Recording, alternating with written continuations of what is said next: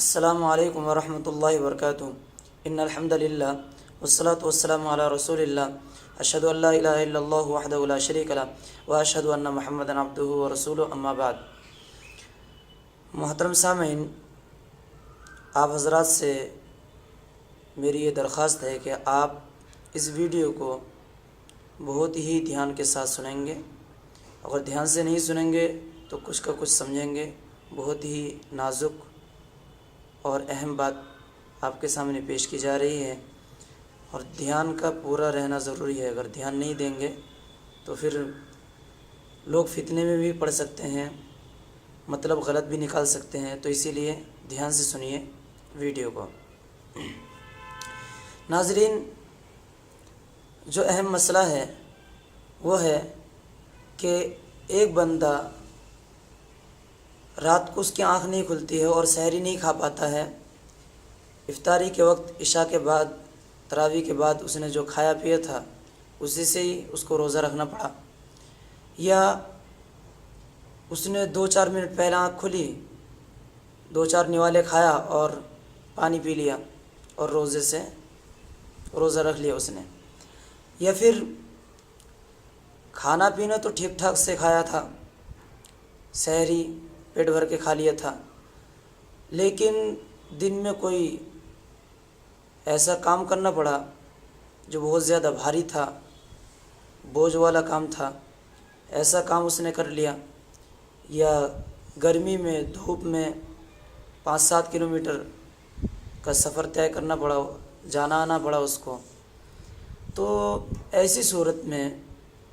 اس کے بدن کے اندر اگر کمزوری، بھوک پیاس کی شدت اس طرح غالب آ جائے کہ اسے ڈر ہو، خوف ہو کہ کہیں اس کی بینائی یا اس کی سننے کی طاقت یا اس کی یادداشت یا کسی اور حواس سے، خمسہ میں سے یا کوئی بدنی اعتبار سے کمزوری یا ہلاکت یا کسی طرح کی کوئی بھی تنگی یا نقصان کا اسے اندیشہ ہو، خوف ہو، یا اپنا آپ پر، اپنے جان پر خطرہ ہو کہ میں زندگی سے ہاتھ دھو بیٹھوں گا، اس طرح کی کوئی بھی چیز اگر خطرہ ہو اس کو، تو پھر وہ اتنا کھا پی سکتا ہے۔ پہلے تو کھانے پینے سے پہلے نہا لے، آرام کرے، پہلے نہا دھو لے، تاکہ نہا دھونے کے بعد انسان کے اندر روزے کی حالت میں ایک طاقت، ایک قوت مل جاتی ہے، بھوک جو لگی ہوئی ہوتی ہے وہ بھوک کا احساس وہ کم ہو جاتا ہے، پیاس کا احساس کم ہو جاتا ہے، کھانے پینے کے بعد ایک تر و تازگی آتی ہے۔ تو پہلے نہا دھو لے تاکہ ہو سکے کچھ تر و تازگی آئے اور وہ برداشت کر پائے۔ پھر اگر نہانے دھونے سے بھی اس کی حالت بہت ہی زیادہ ڈاؤن ہو جاتی ہے اور اس کو چکر آنے لگتے ہیں، تو دن میں اگر تارے نظر آئے، یہ حالت تک پیش آ جائے، تو پھر ایسی صورت میں وہ اتنا سا کھا پی سکتا ہے جس سے اس کی رمق باقی رہے اور افطار کے وقت تک وہ آسانی کے ساتھ افطار کے وقت تک زندہ رہ سکے، اسے چکر نہ آئے، تو تھوڑا بہت اتنا کھا سکتا ہے، اس سے زیادہ نہ کھائے کہ صاحب اب تو مجھے روزہ جب قضا کرنا ہی ہے تو پھر پیٹ بھر کے ہی کھا لیتا ہوں، اس کی اجازت نہیں ہے، قطعاً اجازت نہیں۔ بس اتنا کھا پی لے تاکہ اس کی جان بچ سکے، اتنی رخصت ہے۔ اور زیادہ کھانا یہ پھر گناہ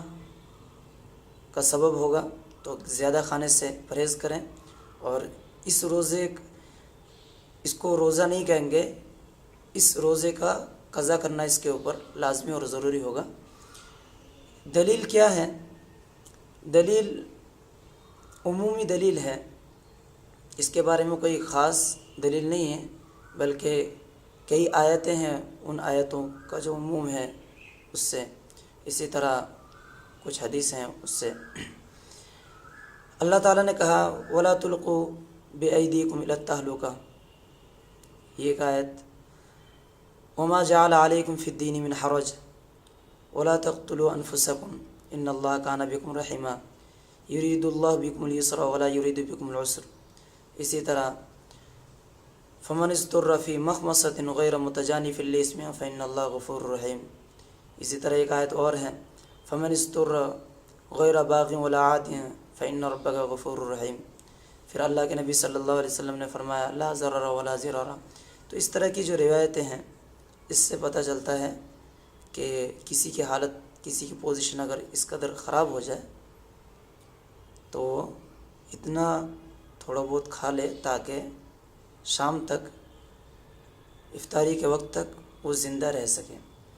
کہیں ایسا نہ ہو کہ لوگ یہ کہنے لگے روزہ رکھنے کے وجہ سے بھوک اور پیاس کی شدت میں یہ بندہ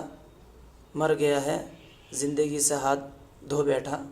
یہ بدنامی، یہ اسلام پر کوئی تہمت، الزام نہ لگا سکیں. تو اتنی رخصت ہے، چھوٹ ہے، وہ اتنا کھا پی سکتا ہے. اچھا ناظرین، ہاں اس کو بھی یاد کر لیجئے، وہ جو بخاری کی روایت ہے حضرت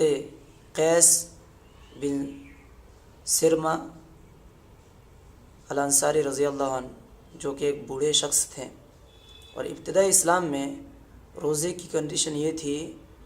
کہ کوئی شخص اگر عشاء کی نماز پڑھ لیتا یا اس کی آنکھ لگ جاتی، دونوں میں سے کوئی ایک کام ہو جاتا، تو اب کھانا پینا بند، کھانا بھی نہیں کھا سکتا ہے، پی بھی نہیں سکتا ہے، جمع بھی نہیں کر سکتا ہے، یہ تینوں کام ممنوع. اب پوری رات، پھر اگلا دن پورا ختم کرنے کے بعد پھر جو اگلی رات شروع ہوگی مغرب کے وقت جب آ جائے گا، اس وقت کھا پی سکتا ہے، اس سے پہلے نہیں. ابتدائی اسلام میں ایسے تھا. لیکن یہ بیچارے قیس بن سرما الانصاری رضی اللہ عنہ، یہ ایک بوڑھے شخص تھے. اپنے کام سے جب آ کے شام کو اہلیہ سے کھانا مانگا تو اہلیہ نے کہا میرے پاس تو کوئی کھانے کا انتظام نہیں ہے، ٹھیک ہے میں دیکھتی ہوں کہیں ہو تو میں لا کے دیتا ہوں. تو وہ کھانا تلاش کرنے گئی بیچاری، کھانا لا کے جب کھانا لائی ہے تو دیکھتی ہے کہ آنکھ لگ گئی، تو وہ افسوس کرنے لگے اوہو. تو یہ جو روایت ہے اس حدیث میں اگلے دن جب قیس بن سرما رضی اللہ عنہ نے روزہ رکھا تو دوپہر کا وقت ان کو غشی آ گیا، وہ بے ہوش ہو گئے. تو اللہ تعالیٰ نے پھر یہ آیت نازل فرمائی احل لکم لیلۃ الصیام الرفث الی نسائکم، آخر تک. تو ناظرین، اس آیت کا جو پس منظر ہے، شان نزول ہے، اس سے اندازہ لگائیے کہ جو حرج تھا اللہ تعالیٰ نے اس حرج کو ختم کر دیا. تو کبھی اگر کسی کو یہ حرج پیدا ہو جائے تو وہ اتنا کھا پی لے تاکہ کوئی نقصان کا سامنا نہ کرنا پڑے، بدنی اعتبار سے یا زندگی کے اعتبار سے کوئی نقصان کا سامنا نہ کرنا پڑے. یہ روایت بخاری میں مل جائے گا اور دوسری کتابوں میں بھی ہے. بخاری میں 1915 نمبر پر اور دوسری کتابوں میں بھی یہ روایت مل جائے گی آپ کو. خلاصہ یہ ہے کہ آپ اسلام کو اسلام ہی رکھیے اور اس میں اپنی من مانی نہ کیجیے کہ ہاں اب تو رخصت مل گیا، اب تو چھوٹ مل گیا، ہمارے بس کی بات نہیں ہے روزہ رکھنا. ایسا کچھ نہیں ہے. روزہ اگر بہانہ کرو گے اور روزہ جان بوجھ کے نہیں رکھو گے، رکھنے کی استطاعت ہے اور بہانہ بنا رہے ہو، لوگوں کے سامنے عذر پیش کر رہے ہو کہ میرے اندر اتنی طاقت قوت نہیں ہے، میں روزہ نہیں رکھ سکتا، اور حالانکہ تمہارے اندر اتنی طاقت قوت ہے لیکن دین پر عمل نہیں کرنا ہے آپ کو. یہ اس لیے اس بہانے کو اپنا رہے ہیں اور لوگوں سے کہہ رہے ہیں کہ میرے اندر اتنی طاقت نہیں ہے، یہ پریشانی، ہزاروں بہانے. تو یاد رکھیے ناظرین، روزہ چھوڑنے پر وہ سخت وعید ہے. اللہ کے نبی صلی اللہ علیہ وسلم نے جو خواب دیکھا تھا، اس خواب میں کیا تذکرہ ہے کہ الٹے پیر لٹکائے گئے اور ان کے جبڑے سے خون ٹپک رہا ہے. تو یہ عذاب کن لوگوں کو ہو رہا تھا؟ جب اللہ کے نبی نے پوچھا تھا تو اللہ کے نبی کو کیا جواب دیا کہ یہ وہ لوگ ہیں جو اپنے روزے کو حلال کرنے سے پہلے، ان کا روزہ حلال ہونے سے پہلے وہ کھایا پیا کرتے تھے،